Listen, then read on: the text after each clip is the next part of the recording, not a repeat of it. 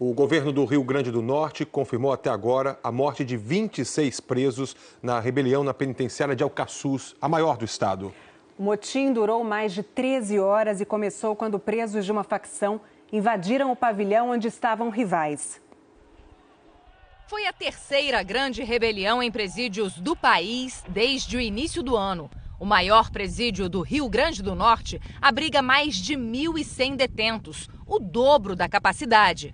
Segundo o secretário de Justiça, ontem, por volta das 5 da tarde, hora local, presos do pavilhão 5 invadiram o pavilhão 4. O pavilhão 5 abriga presos de uma facção criminosa rival da dos presos do pavilhão 4. Ainda segundo o governo, agentes usaram bombas de efeito moral e conseguiram evitar que o pavilhão 1 também fosse invadido. Alguns detentos ocuparam os telhados, fizeram um quebra-quebra geral no presídio. Essa mulher estava visitando o marido e disse que os presos aproveitaram o fim do horário de visita para começar a rebelião. Tinha arma dentro do presídio? Tinha arma e foi afirmado pelos agentes penitenciários, por isso que eles saíram, que eles disseram que não ia ficar lá para morrer. Que a gente quisesse ficar, podia ficar, mas eles não iam ficar porque eles estavam atirando. Quem é que estava atirando? Os presos lá do pavilhão 4. Em direção ao pavilhão 5, as visitas. Já tinham pedido a transferência para outro presídio, eles deram ouvido em Mercador. Porque não pode uma facção rival morar do lado uma da outra.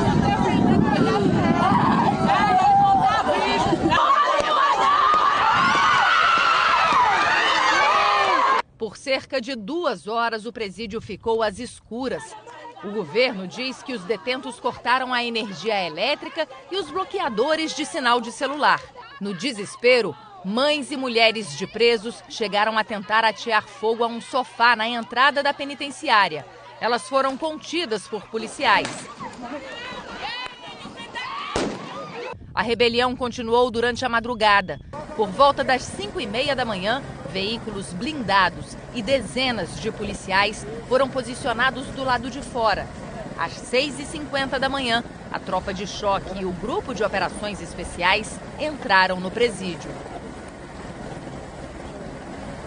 As autoridades disseram que os presos se entregaram sem resistência. Nós tornamos o ambiente cheio de gases e esses gases impediram o confronto separando as duas facções. A partir daí, as guaridas foram reforçadas, o perímetro externo do presídio também reforçado e isso evitou confronto e mais mortes. De longe era possível ver pavilhões destelhados, paredes queimadas, janelas quebradas. Há mais de um ano não há grades para manter os presos nas celas. O secretário de Justiça e Cidadania disse que há indícios de que eles tinham armas de fogo. Há informes de que há armas lá dentro, mas a gente só pode efetivamente confirmar quando essas armas foram apreendidas. Pela manhã, corpos decapitados foram agrupados pelos próprios detentos. No início da tarde, peritos do Instituto Técnico e Científico de Polícia entraram no presídio de Alcaçuz. Começou então o trabalho de recolhimento e identificação dos mortos. O número, segundo o diretor do Instituto, chegou a 27. A gente alugou agora uma carreta, de frigorífico para armazenamento de corpos, caso haja necessidade de se trabalhar mais com esses corpos para investigação e tudo mais. Então essa carreta vai ficar lá perto do ITEP e a gente vai armazenar os corpos que suplantaram a capacidade de armazenamento do ITEP. 9 presos foram levados para o pronto-socorro com ferimentos leves. Nenhum agente penitenciário ou policial foi ferido. E a repórter Michele Rincon está no comando da Polícia Militar no Rio Grande do Norte e tem mais informações ao vivo. Michele. Boa noite, Poliana. Bom, aqui no comando da Polícia Militar está a carreta onde estão armazenados os 26 corpos e não 27, como eu disse na reportagem. Foi feita a recontagem e se chegou a 26 corpos que estão aqui dentro da carreta no comando da Polícia Militar. Agora há pouco, em entrevista coletiva, o diretor do Instituto Técnico e Científico de Polícia disse que o trabalho para a identificação desses corpos pode durar até um mês. Isso porque é preciso fazer o exame de DNA, identificação pela arcada dentária, pelas digitais e também pelos sinais corporais, como tatuagens ou então cortes. A entrevista coletiva também serviu para informar que 6 chefes de facções criminosas foram identificados e devem ser transferidos do presídio de Alcaçuz, mas ainda não se sabe quando e nem para onde. Evaristo. Obrigado, Michele. O presidente Michel Temer usou as redes sociais para falar sobre essa rebelião no Rio Grande do Norte, que foi notícia também na imprensa internacional.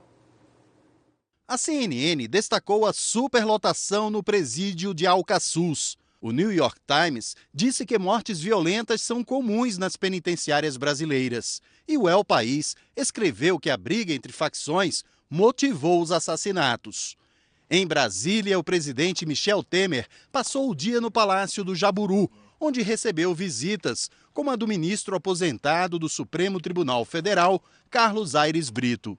Numa rede social, Temer disse que estava acompanhando a rebelião no presídio de Natal e que determinou ao ministro da Justiça, Alexandre de Moraes, que prestasse todo o auxílio necessário ao governo do Rio Grande do Norte.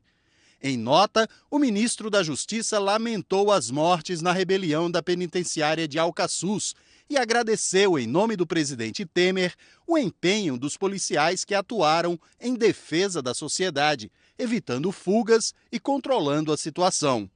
De acordo com a nota, o governador do Rio Grande do Norte, Robson Faria, agradeceu o apoio da Força Nacional. Segundo o Ministério da Justiça, a presença da força no estado por mais 60 dias já havia sido autorizada na semana passada.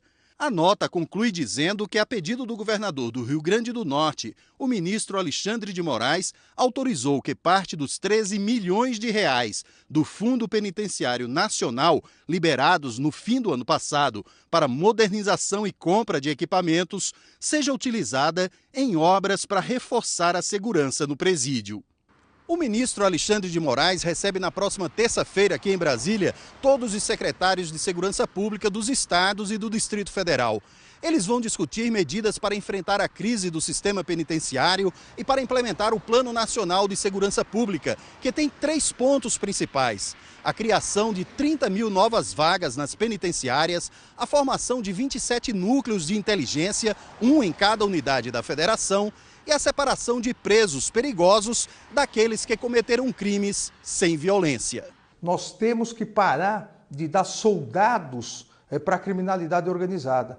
Nós temos que separar nos presídios e quem não praticou crime grave, quem não praticou crime com violência ou grave ameaça, furto, estelionatos, esses devem ter outras penas fora da penitenciária, para deixar a penitenciária para quem realmente precisa estar lá.